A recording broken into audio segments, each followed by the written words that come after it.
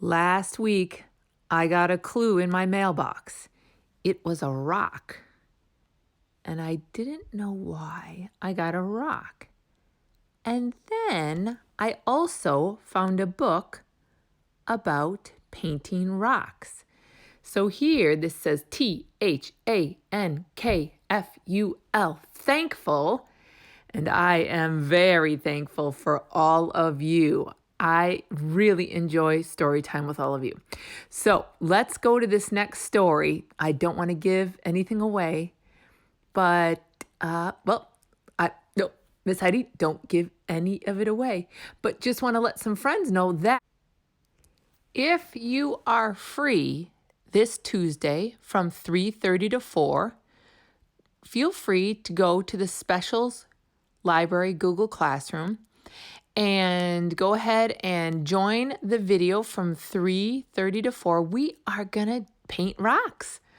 All different types. If you are in the Christmas mood or the winter mood, you can make a snowman like this. If you're more in the Thanksgiving mood, you can make a turkey. If you're in a flower summer mood, you can make a flower. You can make whatever you want, but we would love for you to join everybody and anybody. So go ahead and if you have any questions, you can always ask Miss Heidi as well. Okay, let's get going on our story for today.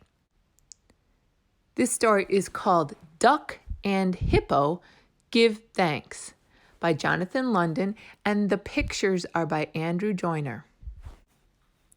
It was almost Thanksgiving, and the leaves were still tumbling. I don't know about in your neighborhood, but my leaves now are pretty much all gone. It's kind of sad. Scritch, scritch, scritch. Hippo was raking the leaves into a huge pile and dreaming of a good old-fashioned Thanksgiving. What is your favorite thing to eat at Thanksgiving? A white blur flew through the air, poof, and plopped right into the middle of Hippo's pile. What was that?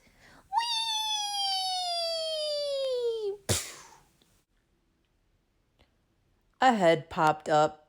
It was Duck. Duck, Duck, cried Hippo. What are you doing? I'm jumping into the pile of leaves, said the duck. It's fun. Why don't you try it? I'm trying to make the pile all nice and tidy, Hippo said with a huff. Bonk!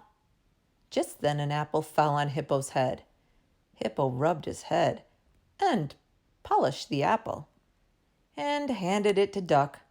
For you, he said. Thanks, Hippo, Duck said. Speaking of giving thanks, said Hippo, tomorrow is Thanksgiving. Let's celebrate together. Yeah, said Duck. I'll help. And let's invite all our friends. Oh, I wish we could do the same this year, right, guys? Well, this year we're just going to have to invite our stuffed animal friends, right? To get ready for the feast, Duck and Hippo went shopping. Duck said, I want to ride in the basket. She grabbed food and they zoomed down the aisles. Faster! Whee! Squealed Duck. Then Duck jumped out and Hippo squeezed in, but the shopping cart wouldn't budge. And when Hippo tried to squeeze out, crash! I'm stuck, cried Hippo. No problem, boomed Elephant, and he lifted Hippo out. Oh, thank you, Elephant, said Duck and Hippo. And Duck invited him for Thanksgiving. Delighted, boomed Elephant. Hippo wanted some crusty bread for their good old-fashioned Thanksgiving, so Duck and Hippo got into line at the bakery. Turtle was ahead of them. You go first, said Turtle, and take your time, take your time.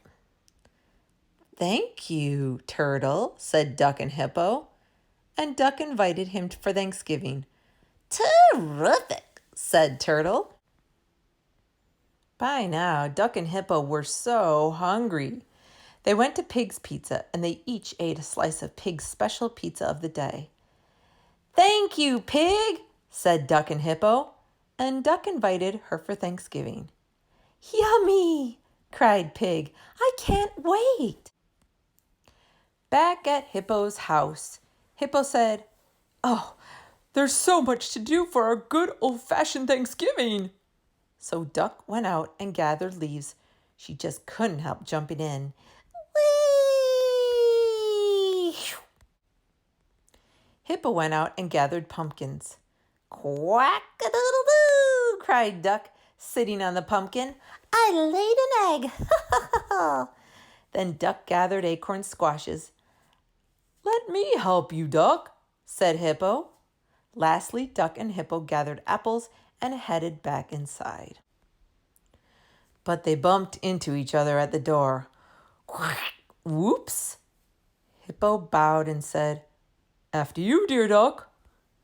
Then together they decorated the table with leaves and squashes and perfect little pumpkins.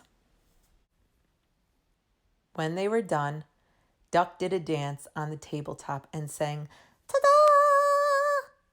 See you tomorrow," she said, jumping off. That night, Hippo went to sleep and dreamed of a good old-fashioned Thanksgiving. Before Duck went to bed, she told their friends, "Let's make something special for Hippo." The next day, Hippo was busy. He baked the good old-fashioned apple pie and the good old-fashioned pumpkin pie and the good old-fashioned acorn squash, and his house filled with the good old-fashioned smell. Oh, it looked so good. He couldn't wait for his good old-fashioned Thanksgiving to begin. Woohoo! But it was getting late. Hippo looked out the window. Oh, poor guy. What do you think happened to the rest of the people? Oh, jeez. The full harvest moon was rising over the trees. Night had come. But where, oh, where were Hippo's friends? "Here we are," cried Duck, and they all piled into Hippo's house. "Sorry we're late, but we were all finishing up on a special surprise for you. I wonder what it could be," thought Hippo. Hippo's friends each had something to offer. Turtle brought Chinese egg rolls. Elephant brought sea cucumber sushi. Pig brought pizza napolitana. And Duck brought peanut butter and jelly tacos. I'm curious, have any of you ever had a peanut butter and jelly taco? If you have, give me a pinky wiggle. Oh my goodness.